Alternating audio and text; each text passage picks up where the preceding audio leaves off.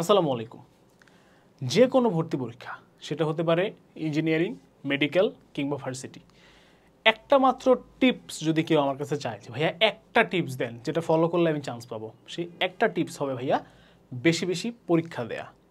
কেন এই একটা টিপস মোর দ্যান এনাফ তোমার পাবলিক বিশ্ববিদ্যালয়ে একটা সিট দখল করতে, সেটা নিয়ে আজকের ভিডিওতে আমি কথা বলবো।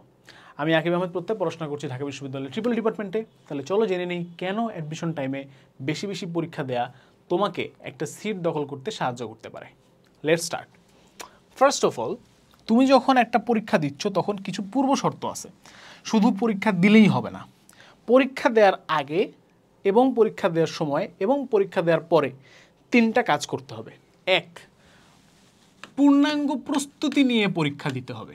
অর্থাৎ তুমি যদি মনে করো আজকে তুমি ম্যাট্রিক্সের উপর একটা পরীক্ষা দিবা, তাহলে তোমাকে ম্যাট্রিক্সের A to Z আগে পড়তে হবে, দেখতে হবে, শিখতে হবে, শর্টকাট, থিওরি, ম্যাথ, বইয়ের ম্যাথ, প্রিভিয়াস ইয়ার কোশ্চেন সব।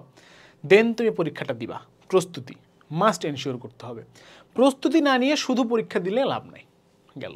দুই, পরীক্ষা দেওয়ার সময় এক্সাম হলের পরিবেশ সৃষ্টি করতে হবে। পরীক্ষা দিচ্ছি আবার বইটা একটু খুলে দেখছি, হবে না। পরীক্ষা দিচ্ছি বাট টাইমের কোনো লিমিটেশন নাই, হবে না। পরীক্ষা দিচ্ছি বাট পরীক্ষার হলে রাফ করার জায়গা পাবো না, বাট এখানে খাতা ভরে রাফ করতেছি, হবে না। পরীক্ষা দিচ্ছি বাট পরীক্ষার হলে ক্যালকুলেটর পাবো না মেডিকেলে বা ভার্সিটিতে, বাট এখানে ক্যালকুলেটর ইউজ করতেছি, হবে না।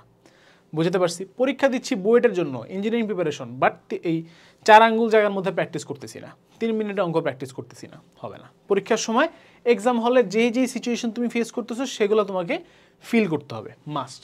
3, পরীক্ষার পরে কি করতে হবে? আমাদেরকে রিভিউ করতে হবে। পরীক্ষা দিলাম, যা যা ভুল করছি শেষ, নো।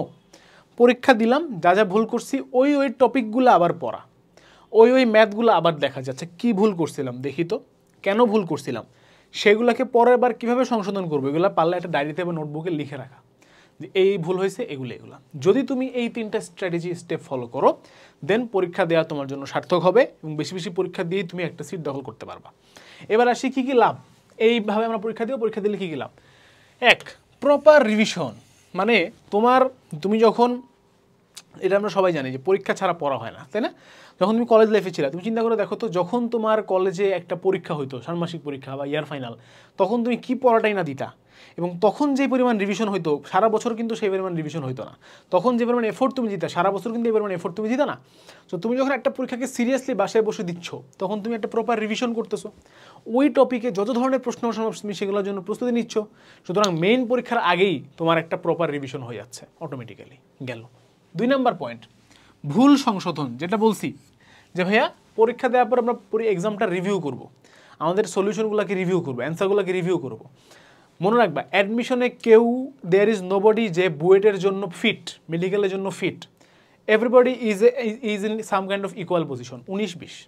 কেউ একটু বেশি পারে, কেউ একটু কম পারে। তুমি যদি ভুল সংশোধন করে করে সামনে আগায় যাও, তুমি সবার থেকে বেটার হয়ে যাবা, ঠিক আছে? তুমি যে কোনো একজন যারা বুয়েট মেডিকেলে চান্স পাইছে বা ফার্স্ট হয়েছে বা হয়েছে, তাকে জিজ্ঞেস করবা, পজিশন পাইছে, জিজ্ঞেস করবা যে ভাই আপনি কি প্রথম থেকেই মনে করতেন যে আপনি বোর্ডে চান্স পাবেন, মেডিকেল চান্স পাবেন, ঢাকা চান্স পাবেন? নো, কেউ এটা জানতো না, কেউ বিশ্বাস করতো না, সবাই আতঙ্কে থাকতো, সবাই নিজের উপরে বিশ্বাসও রাখতো, আবার ভয়ও পাইতো, নিজেকে নিজে বেটার করার ট্রাই করতো প্রতিনিয়ত, এবং তার কারণে তারা এই ভালো ভালো জায়গায় চান্স পাইছে। সুতরাং ভুল সংশোধন করাটা খুবই ইম্পর্টেন্ট। ভুল করাটাও যেমন ইম্পর্টেন্ট, ভুল সংশোধনও ইম্পর্টেন্ট। ভুল করে ভেঙে পড়াটা নট ইম্পর্টেন্ট, এবং ভুল করে ভেঙে পড়াটাই ভুল, মনে রাখবা এটা। Next, time management skill. তুমি যখন এই যে কোনো একটা অ্যাডমিশনের পরীক্ষা দিবা, বাসায় আসার পরে সেই প্রশ্নটাই তো যদি তোমাকে দেওয়া হয়, তুমি খুব ইজি মনে করবা। বা ধরো যদি একটা সেকেন্ড ইয়ার স্টুডেন্টকে দেওয়া হয়, HSC 25 ব্যাচকে দেওয়া হয়, সে মনে করে এত সোজা প্রশ্ন, ঢাকা ভার্সিটিতে এত সোজা সোজা প্রশ্ন আসে, প্রতি বছর এরকম চিন্তাভাবনা করে পোলাবান, কিন্তু পরীক্ষার হলে গিয়ে সেটা পারে না। কেন? Because of time management skill. বাসায় বসে ঠান্ডা মাথায় চিন্তা করা যতটা সোজা, পরীক্ষার হলে অল্প সময়ের মধ্যে প্রেশারে সেটাই ভুল হওয়ার সম্ভাবনা অনেক বেশি। যত বেশি পরীক্ষা তুমি টাইম ধরে দিবা, এই জন্য কিন্তু আগেই বলছি এক্সামের সময় টাইম ধরে দিতে হবে পরীক্ষা, তত বেশি তোমার টাইম ম্যানেজমেন্ট স্কিল বাড়বে। কোন ম্যাথটা স্কিপ করতে হয়, কোন ম্যাথটা শর্টকাটে করা যায়, কোন ম্যাথটা মুখস্থ হয়ে যায়, এগুলো তুমি অটোমেটিক্যালি বুঝে ফেলবা।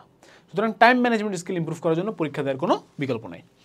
নো রাফ অথবা কম জায়গার মধ্যে প্র্যাকটিস করার অভ্যাস। ঢাকা ভার্সিটিতে কিন্তু MCQর জন্য বাবা কোনো রাফ করা জায়গা পাবা না, হ্যাঁ, পাইলেও একদম মানে প্রশ্নের মধ্যে হয়তো অনেক সময় অ্যালাউ করবে, বাট খুবই কম, মানে রাফ না করার মতোই অনেকটা। বুয়েটে কিন্তু 4 আঙ্গুল জায়গার মধ্যে লিখতে হবে, ঢাবিতেও এরকমই 4-5 আঙ্গুল জায়গা থাকে রিটার্ন লেখার জন্য, আমারই জায়গা দেয় না। সো অল্প জায়গার মধ্যে লেখার প্র্যাকটিস, রাফ না করার প্র্যাকটিস, ক্যালকুলেটর ছাড়া পরীক্ষা দেওয়ার প্র্যাকটিস, এই প্র্যাকটিসগুলো গ্রো করার জন্য পরীক্ষা দেওয়া ছাড়া কোনো বিকল্প নেই। 5, এক্সাম হল প্রেশার হ্যান্ডলিং। এক্সাম হলে যখন আমরা পরীক্ষা দিই তখন একটা মারাত্মক প্রেশার থাকে। কেন? কারণ ওই সিচুয়েশনটা আমরা জীবনে প্রথমবারের মতো ফেস করি, অ্যাডমিশন এক্সাম, তাই না? সো তুমি যত বেশি আগে থেকে পরীক্ষা দিবা এবং নিজেকে প্রেশারে ফেলবা, টাইমের প্রেশার, জায়গা নাই, জায়গা কম, রাফ করার জায়গা নাই, টাইমের প্রেশার, পড়া অনেক, পারতেছি না, মিস করতেছি, ভুল করতেছি, এই যে প্রেশারগুলো তুমি যত বেশি ফিল করবা এবং প্র্যাকটিস করবা, আস্তে আস্তে তোমার ব্রেন নিজেকে সেভাবে অ্যাডজাস্ট করে নেবে। তুমি যখন মেইন পরীক্ষার হলে এক্সাম দিতে যাবা তখন তোমার ব্রেন মনে করবে, ও এটা তো আমার চিরচেনা একটা সিচুয়েশন। ক্রিকেট খেলার আগে প্লেয়াররা কী করে, নেটে ব্যাটিং বোলিং প্র্যাকটিস করে, তাই না? সো ঠিক সেভাবেই তুমি যদি যত বেশি বেশি পরীক্ষা দিবা বাসায়, তত বেশি বেশি তোমার এক্সাম হলে প্রেশার হ্যান্ডেলিং ক্ষমতাটা বাড়বে। সো এই সবগুলো জিনিস মাথায় রেখে তোমাদের জন্য পরীক্ষা দেওয়ার একটা ব্যবস্থা করে দিচ্ছি আমাদের কিউএনএ প্লাস সিরিজের 3টা বই, ইঞ্জিনিয়ারিং, ভার্সিটি ইউনিট এবং মেডিকেল। এই 3টা বইতে আছে ভাইয়া 100টা করে মডেল টেস্ট, ইঞ্জিনিয়ারিং 100টা মডেল টেস্ট, মেডিকেল 100টা মডেল টেস্ট, ভার্সিটি 100টা মডেল টেস্ট। এবং সেগুলো প্রত্যেকটা হচ্ছে মেডিকেলটা মেডিকেল স্ট্যান্ডার্ড, ভার্সিটিটা ভার্সিটি স্ট্যান্ডার্ড, ইঞ্জিনিয়ারিংটা বুয়েট এবং সিকে RUET standard. So standard question, not like just random questions, ওই লেভেলের স্ট্যান্ডার্ড কোয়েশ্চেন্স এখানে দেওয়া হয়েছে।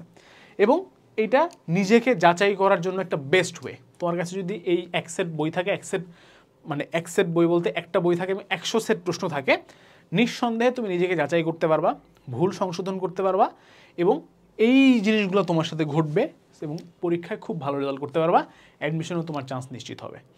এগুলো কিনো আর না কিনো, পরীক্ষা দেয়া ইজ এ মাস্ট। অ্যাডমিশনে ভালো করতে হলে পরীক্ষা দেওয়ার কোনো বিকল্প নাই এবং এটাই সিক্রেট টিপস। সবাইকে অসংখ্য ধন্যবাদ ভিডিওটা দেখার জন্য। দেখা হচ্ছে পরবর্তী ভিডিওতে। আল্লাহ হাফেজ, আসসালামু আলাইকুম।